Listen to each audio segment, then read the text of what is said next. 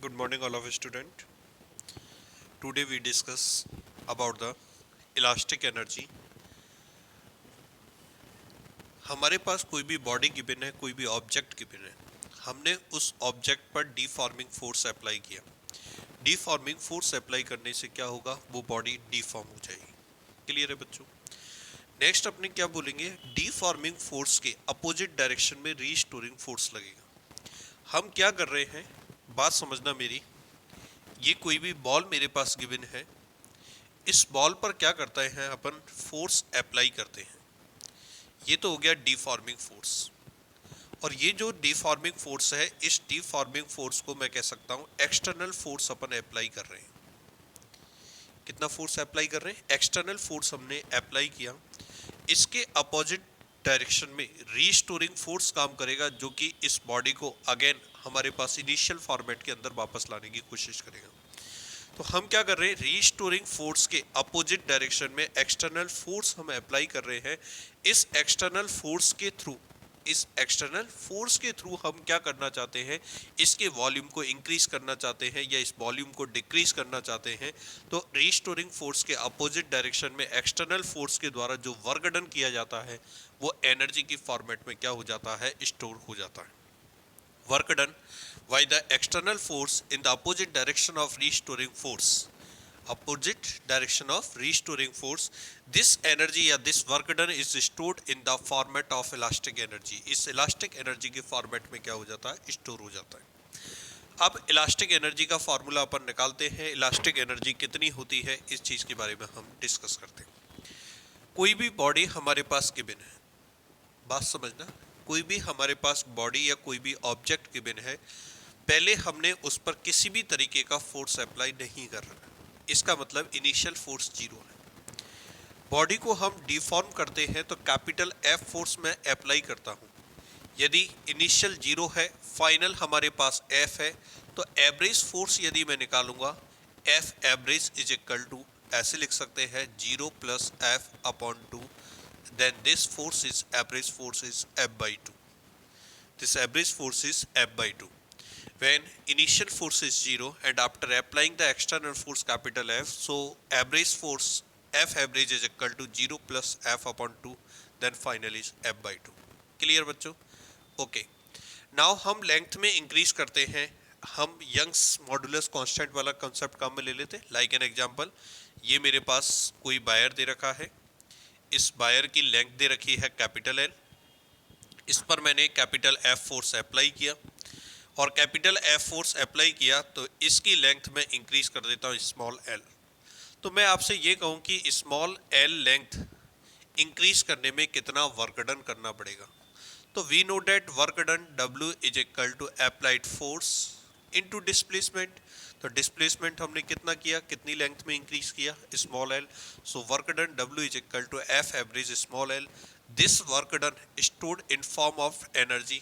This energy is known as elastic energy, it is denoted by U. So U is equal to F average is equal to F by 2 small l. Equation number 2. Clear? Now we know that Young's modulus constant. We know that Young's modulus constant Y is equal to F upon A stress upon strain capital small l upon capital L. This is Young's modulus Y. So F is equal to, we can write F is equal to Y capital A small l upon capital L. This applied force capital F is equal to Y capital A small l upon capital L. So from equation 2,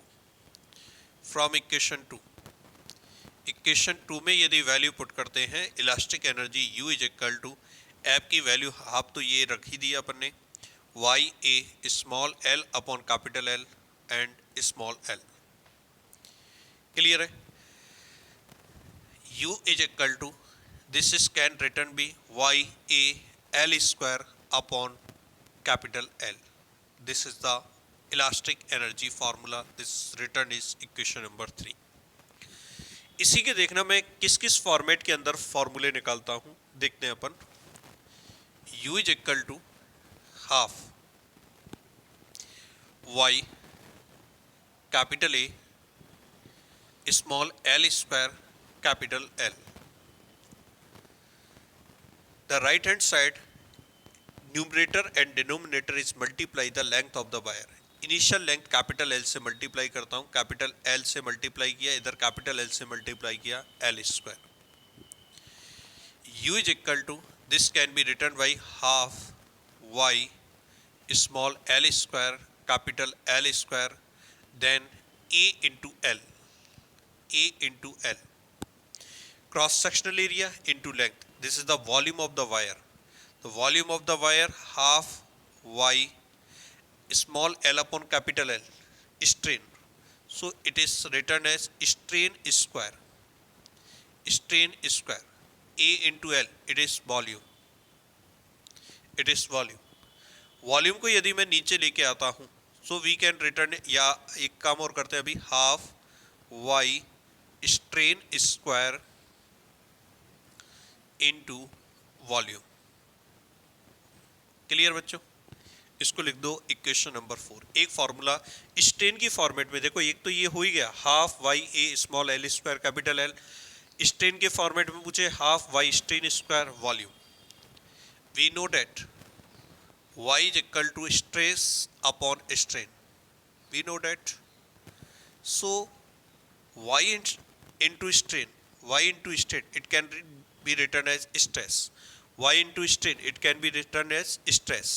तो ऐसा लिखा जा सकता है u is equal to half y strain को काम में ले लो, y strain को ऐसे लिखा जा सकता है stress, और एक strain अभी भी बचा हुआ है, strain into volume. एक फार्मूला हम इस फॉर्मेट में भी यहाँ लिख सकते हैं. एक फार्मूला ये हो गया, एक फार्मूला ये हो गया. This is equation number 5. अगर हम लोगों से ऐसे कहे volume elastic energy per volume, elastic energy per unit volume, यदि elastic energy per unit volume की बात करें अपन, तो वॉल्यूम को नीचे लेके आओगे U upon V volume. It can be written as half Y strain square, और it can written as half stress into strain. Important formula है. Elastic energy per unit volume यदि पूछे तो elastic energy per unit volume आप लिख सकते हो half Y strain square, या it can be written as half into stress into strain. Clear है बच्चों?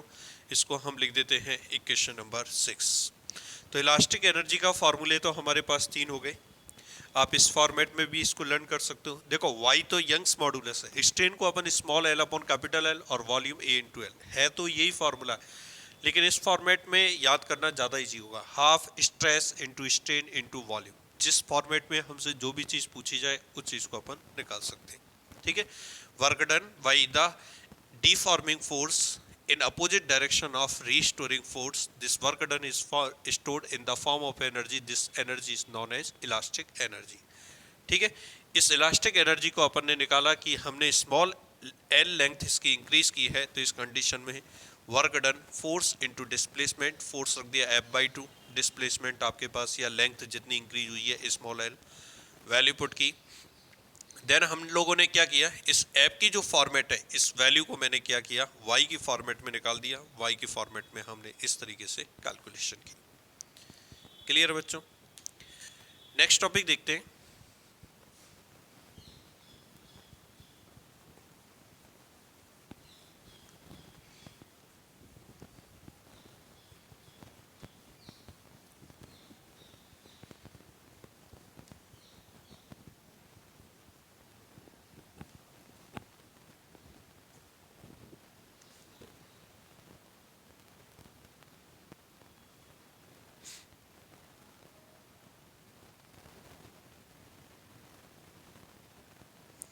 सल्स एक्सपेरिमेंट, और किस लिए किया जाता है ये, टू डिटरमाइन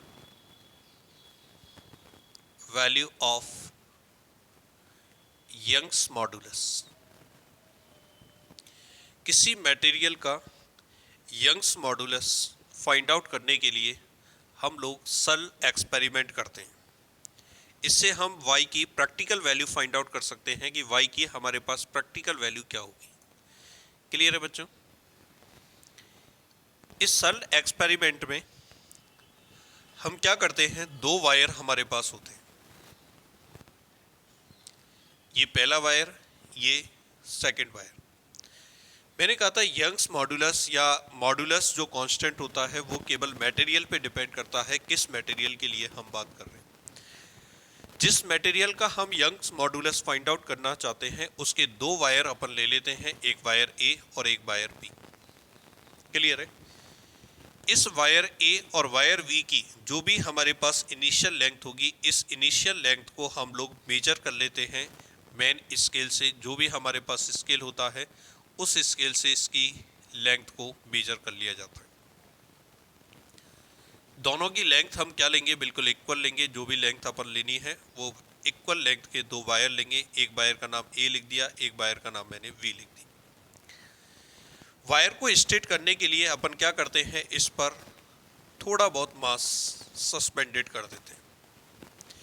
जैसे मान के चलो 100 ग्राम या 200 ग्राम के हम कुछ वेट इससे सस्पेंडेड कर देंगे, कुछ मास सस्पेंडेड कर देंगे, जिससे वायर हमारे पास बिल्कुल स्ट्रेट हो जाएगा। फर्स्ट जो वायर होता है, इस वायर के साथ वर्नियर स्केल हमारे पास जुड़ा हुआ होता है।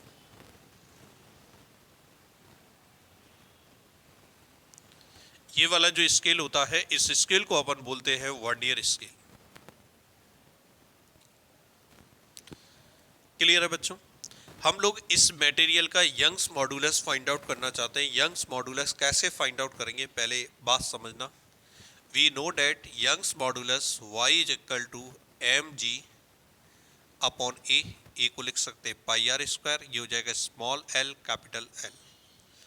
y is equal to m upon small L, ये हो जाएगा g capital L upon pi R square.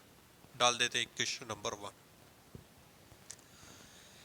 ये जो वायर V होता है, इस वायर V ये अभी हमारे पास 0 पर है। अब क्या करते हैं हम लोग, इस वायर B पर वेट इंक्रीज करेंगे। मतलब ये वाली कंडीशन हो गई, पहले तो वायर को हमने स्ट्रेट कर दिया, इसके बाद मैं जैसे इस पे 2 kg का वेट इस पे सस्पेंडेड कर देता हूँ, 3 kg का वेट इस पे सस्पेंडेड कर देता हूँ, तो इट मीन्स इसकी लेंथ इंक्रीज होगी। अगर इसकी लेंथ इंक्रीज होती है ज़्यादा वेट करने से, तो जो भी लेंथ इंक्रीमेंट होगी, इस लेंथ इंक्रीमेंट को हम दो स्केल पे पढ़ेंगे। एक तो मेन स्केल पर कितना इंक्रीमेंट हुआ, एक वर्नियर स्केल पे कितना इंक्रीमेंट हुआ है। अगर वायर में वैसे तो बहुत कम वृद्धि होती है, बहुत कम इंक्रीमेंट होता है, हम वायर में जो इंक्रीमेंट होता है मोस्टली अपन वर्नियर कैलिपर्स पर ही अपन पढ़ते हैं। तो मान के चलो वर्नियर कैलिपर्स पे हमारे पास जो भी इंक्रीमेंट होता है या जो भी हमारे पास इंक्रीज हुआ, ये यहाँ पर आया, तो वर्नियर स्केल तो अपन ने पढ़ रखा है। तो ये लेंथ में जितना इंक्रीमेंट होगा वो अपन वर्नियर स्केल पर देख लेते हैं। देखो, इसकी इनिशियल लेंथ कैपिटल एल मेरे पास नॉन है, स्मॉल जी फिक्स है 9.8 मीटर पर सेकंड स्क्वायर, स्मॉल आर इस वायर की रेडियस होगी। वायर की रेडियस हम स्क्रू गेज से फाइंड आउट करेंगे। स्क्रू गेज हम लेसन नंबर 1 में पढ़ चुके हैं। स्क्रू गेज से हम आर की वैल्यू फाइंड आउट करेंगे। अब बच्चों करेंगे क्या, हम लोग बार बार कैपिटल एम की वैल्यू को इंक्रीज करेंगे। Capital M is equal to 1 kg, capital M is equal to 1.5 kg, capital M is equal to 1.8 kg, ऐसे कैपिटल एम की वैल्यू को इंक्रीज करेंगे। और जितना स्मॉल एल में इंक्रीमेंट होगा वो स्मॉल एल का इंक्रीमेंट अपन देखते जाएंगे। अगर कैपिटल एम और स्मॉल एल के बीच में मैं कुछ कर्व खींचूं, स्मॉल एल और स्मॉल एल के बीच में कर्व खींचूं, तो ये कर्व मेरे पास स्ट्रेट लाइन आएगा। ये मेरे पास स्ट्रेट लाइन आएगा। जितने भी एक्सपेरिमेंट, जैसे किसी ने कहा पहले 1 लिया, फिर 1.5 लिया, फिर 2 लिया, 2.5 लिया, ऐसे कितने भी हम सस्पेंडेड करेंगे, तो इस कंडीशन के अंदर ये हमारे पास एक स्ट्रेट लाइन हमारे पास आती है। कैसी लाइन आएगी बच्चों? स्ट्रेट लाइन हमारे पास आती है। इसके बाद यदि इसका मैं स्लोप फाइंड आउट कर लूँगा इस कर्व का, तो इस कर्व का स्लोप फाइंड आउट करने पर मेरे पास m upon L find out हो जाएगा। इस कर्व का यदि मैं स्लोप फाइंड आउट करता हूं तो m अपॉन स्मॉल एल मेरे पास फाइंड आउट हो जाएगा। m अपॉन एल की वैल्यू अपन इसके अंदर पुट करेंगे। g नॉन है, कैपिटल एल इनिशियल लेंथ अपन पहले डिटरमाइन कर चुके हैं, r स्क्रू गेज से फाइंड आउट करेंगे और इस फॉर्मूले के अंदर यदि मैं सारी वैल्यूज़ को पुट कर दूंगा तो सारी वैल्यूज़ को पुट करने के बाद मैं यंग्स मॉडुलस y की वैल्यू को क्या कर सकता हूँ, डिटरमाइन कर सकता हूँ। तो ये हमारे पास सल एक्सपेरिमेंट है। अपन क्या बोलेंगे, we take two wires of same material A and B whose initial length is measured by the metre scale. Metre scale से हम लोग इसकी लेंथ को क्या कर लेंगे, इंक्रीज कर लेंगे। इसको सस्पेंडेड कर देंगे किसी भी रिजिड सरफेस से, और देन अपन क्या करेंगे, वायर को स्ट्रेट करने के लिए दो कम वैल्यूज के हम मास सस्पेंडेड करेंगे। देन इस वायर ए के साथ वर्नियर कैलिपर्स हमारे पास या वर्नियर स्केल जुड़ा होता है। वायर बी पर हम क्या करेंगे, मास को इंक्रीज करेंगे। मास को इंक्रीज करने के बाद जो भी इसके लेंथ में इंक्रीमेंट होगा उनके बीच में हम क्या करेंगे, कर्व ड्रॉ करेंगे। इस कर्व ड्रॉ करने के बाद m अपॉन एल की वैल्यू हमें फाइंड आउट हो जाएगी। By this formula we can determine the experimental value of Young's modulus. Young's modulus की हम एक्सपेरिमेंटल वैल्यूज क्या कर सकते हैं, फाइंड आउट कर सकते हैं। क्लियर है बच्चों। नेक्स्ट टॉपिक अपन डिस्कस करते हैं इसी इलास्टिसिटी के अंदर कि इलास्टिसिटी हमारे पास कहाँ कहाँ पर यूज होती है। Application of elasticity, application of elasticity. Elasticity की क्या क्या एप्लीकेशंस है, इसके बारे में हम लोग डिस्कस करेंगे। Application of elasticity, the first application is rope of crane. We know that crane जो यूज की जाती है, क्रेन के थ्रू हम लोग क्या करेंगे, जितनी भी हमारे पास हैवी वेट की बॉडीज होती है उनको एक जगह से दूसरी जगह तक रखा जाता है। अब मान के चलो उसमें जो रोप या जो रस्सी अपन यूज करते हैं, जो वायर अपन यूज करते हैं, अगर वायर से ज़्यादा वेट लटक गया और लटकने के बाद उस वायर की लेंथ में इतना ज़्यादा इंक्रीमेंट हो गया कि वो आपके पास वायर इंक्रीज होकर ब्रेक हो गया, तो ये तो बहुत खतरनाक वाली स्थिति हो जाएगी। हम लोगों ने पढ़ा है कि जहाँ तक इलास्टिसिटी की प्रॉपर्टीज अवेलेबल रहती है वो होता है लास्ट पॉइंट, यील्ड पॉइंट। कौन सा पॉइंट होता है, यील्ड पॉइंट। और यील्ड स्ट्रेंथ को अपन जो डिनोट करते हैं वो किससे डिनोट करते हैं, एस बाई।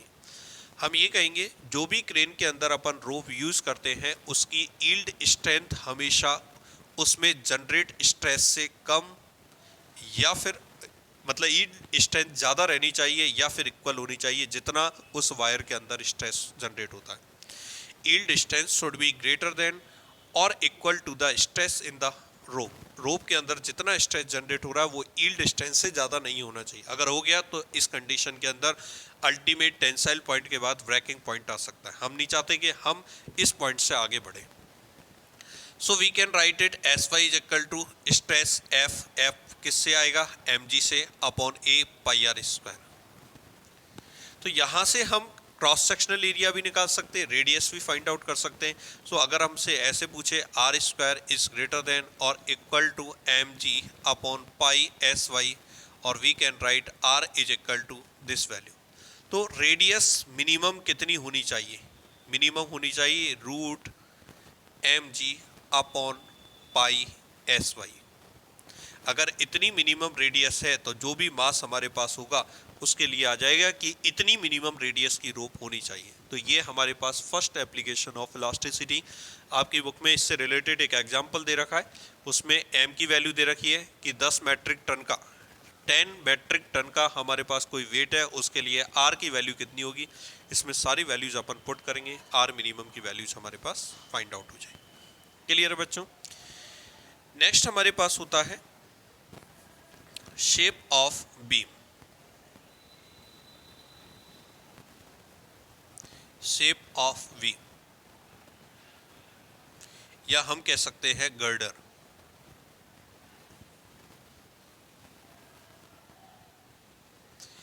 किसी भी बीम की शेप जो होती है, बीम की शेप आपके पास किस तरह की होती है या गर्डर की जो शेप होती है वो किस तरीके की होती है।